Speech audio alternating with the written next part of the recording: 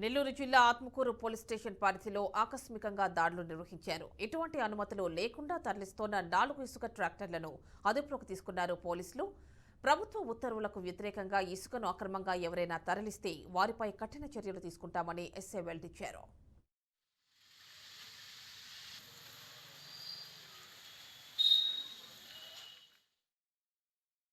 జిల్లా SP sir ఆదేశాల మేరకు మా డిఎస్పీ గారు, మా సిఐ గారి పర్యవేక్షణలో నేను మరియు ఇంకో ఎస్ఐ గారు, మా సిఐ గారి యొక్క బృందాలుగా విడిపోయి మేము అప్పారాపాలెం వద్ద, అదేవిధంగా వింజమూరికి వెళ్ళే నల్లగొండల గ్రామ క్రాస్ రోడ్డు వద్ద మాకు రాబడి సమాచారం మేరకు అక్రమ ఇసుక నడుస్తుందని తెలిసింది.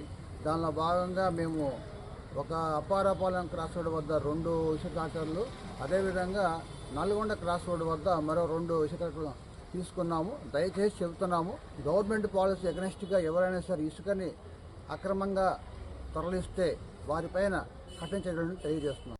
ఈరోజు తెల్లవారుజామున